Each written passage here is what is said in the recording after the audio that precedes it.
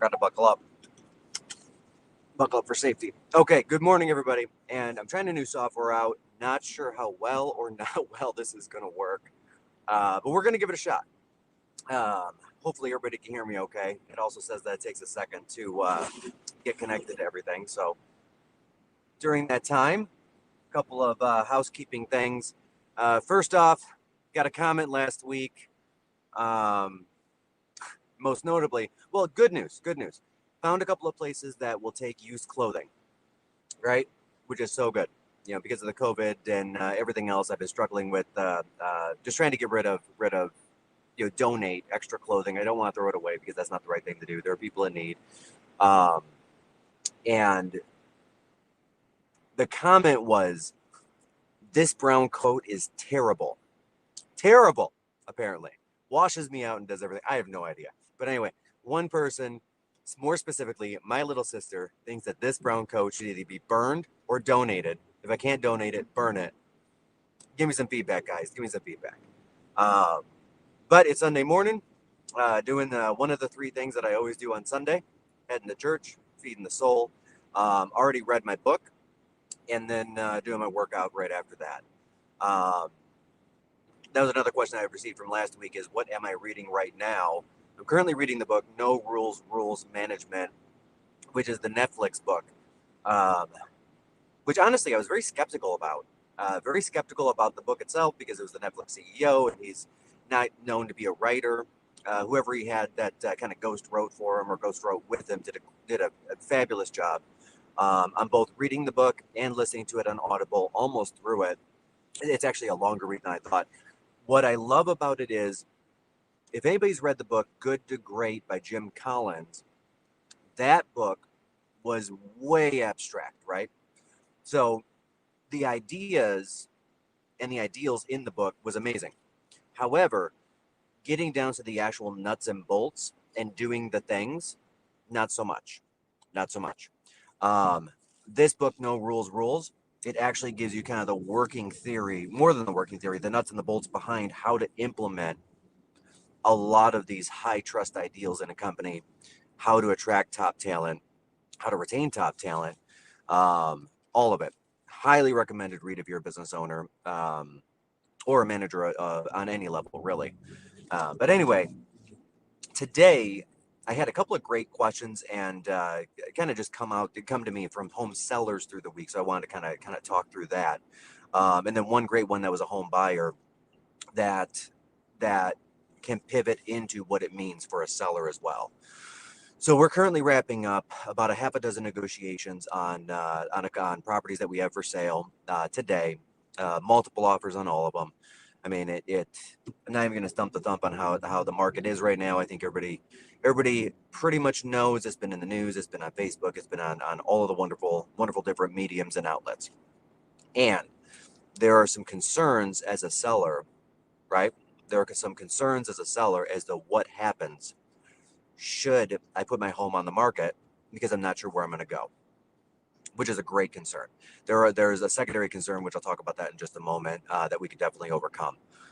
First one, we and with the Perna team, we do have over 30 coming soon properties.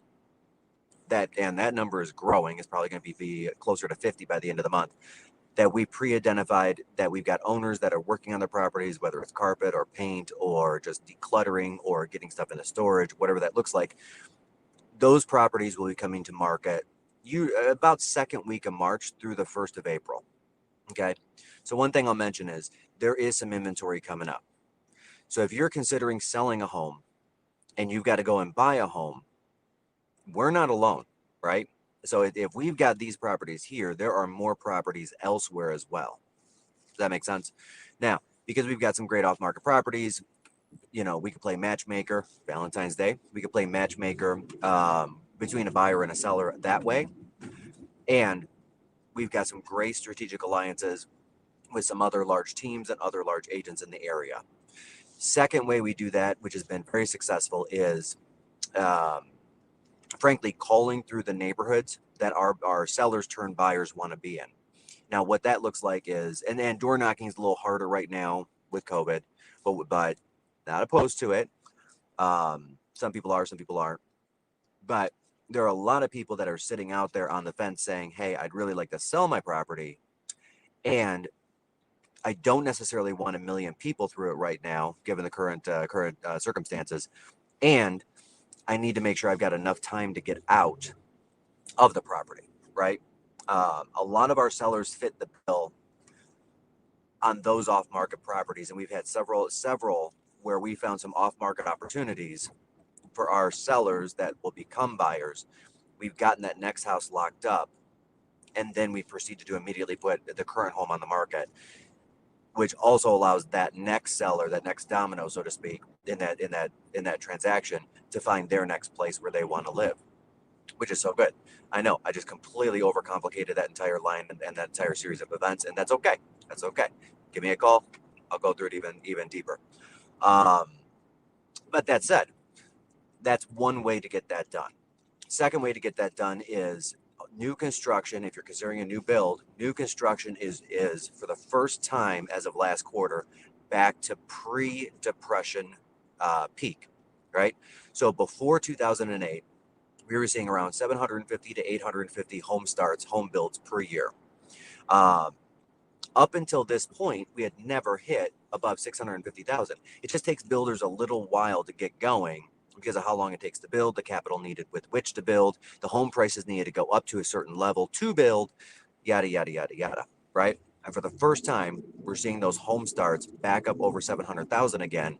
So there's some great opportunities to get into a brand new property. If you don't think you can afford it, let's take a look at the interest rates and let's see what we can do there. And that brings me to kind of the story of the week one of my sellers has, right?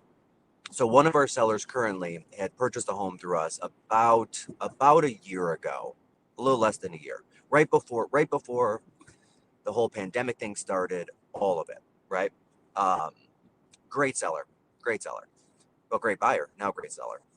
And what they found was a couple of things. They were at an interest rate of about a 3.75, which was the rate of the day, and they were considering doing a refinance, right? Which makes perfect sense because rates right now are between 2.65 and 2.75, 2.8, depending on down payment. But anyway, you cut it, the number starts with a 2, not a 3, and it's a very significant change, and a very significant change to their monthly payment. Partway through the process, they found that the payment wasn't the issue, right? Because they could afford the payment. The payment was fine. They got into a very affordable payment. But what they found was, with work from home and all the other things happening, they can now afford to go and size up the home to the next up home. And their fear, and very legitimate, is that if they waited a year or 2 years or 3 years, those interest rates would climb back up and it would put that next home further out of reach. And that is true. Our economy is actually getting better, right? Last unemployment rates that come out are showing we're down at a 6.3% unemployment rate, right? It's still heavily skewed towards the restaurants and hotels and things like that, things of that nature, right? And as we go, that number will continue to decrease as we start getting back a little bit closer to normal, restaurants being open and all the things. So where am I going with this? So they made the decision, even though they had only bought their home a year ago, to go ahead and make that next move, right? Trying to take advantage of the interest rates, trying to take advantage of doing kind of a double jump in their life, something that normally wouldn't happen at this stage of the game. They bought their home, and I'm not going to put specific prices on it, because we're it hasn't closed yet, but they had bought their home. We came out, one of my agents went out, took a look at the property. They thought they would need to do a kitchen to bring it up to standard for the neighborhood, right? Because their kitchen was good and their intention was to redo it when they purchased it, but it wasn't the new hotness, as Will Smith would say. It was more of the old busted, if anybody remembers Men in Black. So long and the short of it is, we advise don't do that. Just declutter, take 50% of the stuff in your closets, get it out of there. Declutter each room by 25% because they did have a lot of stuff. The home looked great. It was very clean, very well maintained. The paint colors were awesome. Let's just let's just bring it to market. So we did. Their number one concern was appraisal, because the price we had suggested was significantly higher than they had bought it for a year previous. And nothing really, there was nothing, no real data supporting the new price. It was more of a gut feeling, so to speak. So we ended up selling the property $43,000 above what they purchased it for less than a year ago, which more than covered the cost of not only real estate commissions, but title work, transfer tax, and frankly, movers to move that house 5 times, not just one time, 5 times. Put a good number of dollars, or it's going to put a good number of dollars in their pocket when they close here shortly. But that's not even the best part. The fear was the appraisal, right? Because again, there was nothing substantiating that price, and we did receive multiple offers, right? We pre-marketed the property for 2 days. We got people in. We ended up having around 30 showings. And the number one key term that we went back with all the counter offers were, hey, if there's an appraisal issue, you got to bring the cash to shore up the gap. My sellers aren't moving, right? They're just not moving in price. The highest offer by $1,000, that buyer could not afford to move on the appraisal. They needed every penny they had just for the down payment. There were no spare dollars, and that was good to know up front. Better to know today than 2 weeks down the road when the appraised value comes in low, then we have to go back on the market. Second up offer, which was lower by $1,000, they said, great. Doesn't matter if the appraisal comes in 10,000, 20,000, 30,000 light, does not matter. We're still buying the property, right? We're still buying the property.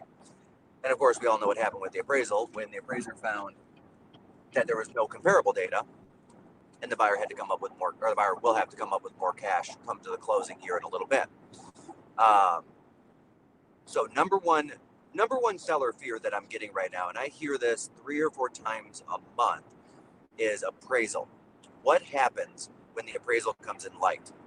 Number 2 seller fear I'm seeing right now is, where am I going to go? Where am I going to go? And part of that goes to, when we're selling a home, if we don't have the next home found yet, right? And there's some great opportunities out there. There's some hidden gems that aren't even on the market yet, that we're finding out about, and we're going and we're scouting out. We're proactively finding homes for our sellers to purchase for their next move. If we're not able to find one, we'll include a term in the negotiation that the seller can cancel this contract if they don't contract their next home within X amount of time, 30 days, 45 days, and basically just unwind the whole thing, right? And unfortunately, we're buyers, we're in that climate where this needs to happen. Third, buyers are willing to pay more for a property right now because there's 2 different ways, 2 different viewpoints on a real estate transaction, right? There's the seller point of view and the buyer point of view. The seller point of view is, what's the number on the check when I walk out of the closing, right? Because to a seller, $1 is $1. Now, a buyer had brought up yesterday to Austin and I, and this was a great question. Hey, I'm struggling to find any homes at this price or below in these areas, and basically the whole county, basically this county. And I came back with, great, what's your situation now? And they were renting. Awesome. What are you renting for? And they told me what they were renting for. And then I pulled up a mortgage calculator, and we started fiddling around with that. And then we started fiddling around with taxes in the area, and found that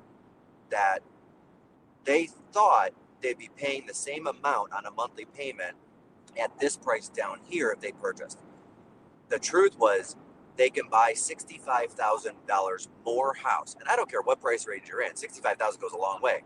I mean, 100 to 165, 300 to 365, 500 to 565.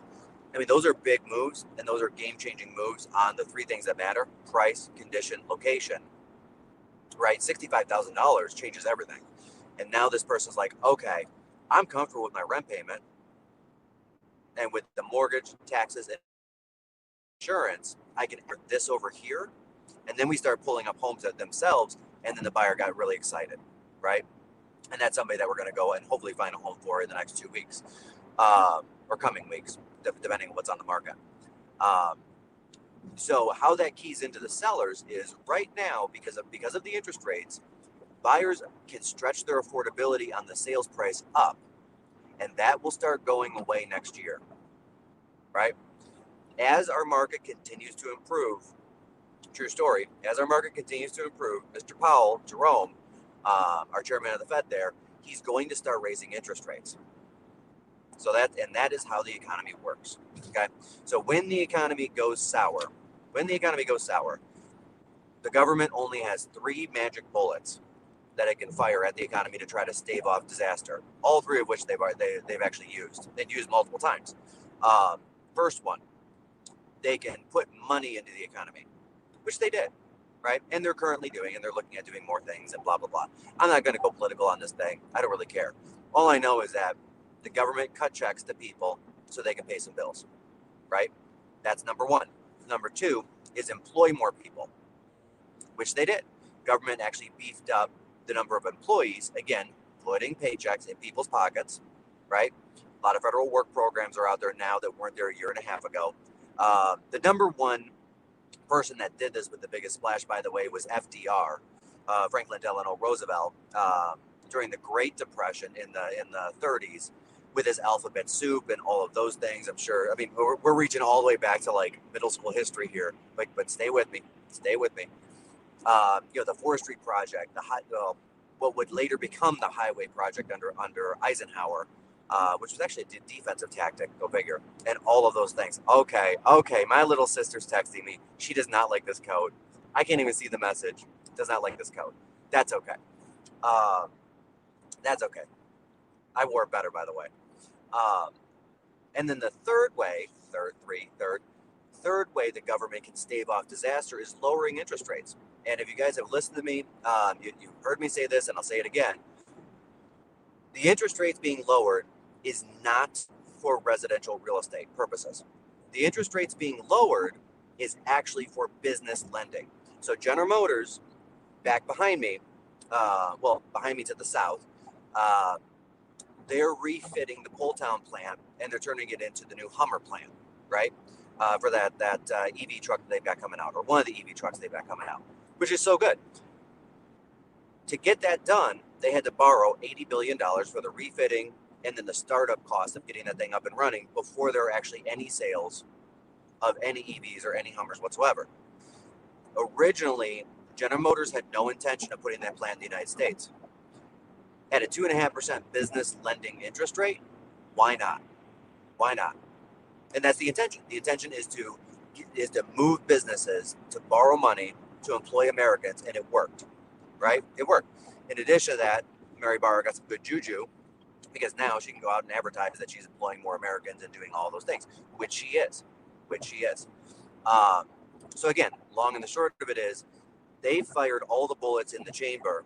And at some point in time, Jerome Powell, as the economy gets better, is going to have to pull that interest rate back up, because at some point in the future, something else will happen, right? We did not know there would be a pandemic. That's why Jerome Powell tried to push to keep interest rates in the 3s and 4s pre-pandemic, because he knew, hey, if I need to make a move and I go below 3 now, I've got no room. I've got nothing I can do to try to help salvage this economy, right? So they're going to try to claw that back up, because interest rates are one of the tempering devices used to moderate the economy so it doesn't spike too fast and it doesn't drop too low, right? That moderation is what we're kind of going after economically. And again, what that means to us guys is, towards the end of the year, if the economy stays as good as it has been, and it keeps on going in that same direction, Q3, Q4 definitely, we're going to see those interest rates start ticking up, right? Next year, we're going to see the interest rates pop back over 3. The year after, closer to 4, probably not 4, but closer to 4. But what that's going to do is that person that can afford $65,000 more now, who is making the assumption on payment based on a 4% interest rate, a year and a half from now, they'll be right, and their affordability will go down, which will take buyers out of the market, which is not the worst thing in the world right now, because the market is just so darn hot, right? So darn hot. And then as that happens, I don't think home prices will go down, but the appreciation will definitely slow down, or in some areas grind to a halt. So guys, if you're considering selling and moving, now is the time. Take advantage of the interest rates on the far side of it. We can mitigate the appraised values, or low appraisals. We can get you extra time at the closing. We can find you that next property. All of those things are things that we can do. And that is one of the advantages of working with a large team. Last thing I'll leave you with this. Please don't hesitate to Google the Perna Team reviews or Perna Team reviews. And what you'll find is we've got over 1,200 5-star reviews reflecting exactly that. Okay.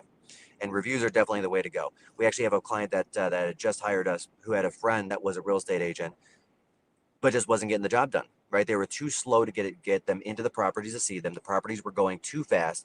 When they did find the property they wanted, they didn't understand how to negotiate a property in this market, and we were able to get a home this week, which is awesome.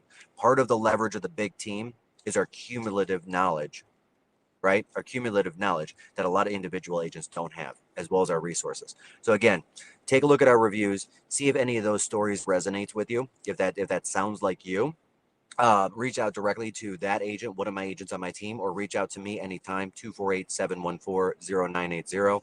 It is 5 minutes to 8. I'm about to pull into the church parking lot, so I'm going to let you guys go. Thank you again, and make it a great day, everybody. Happy Sunday.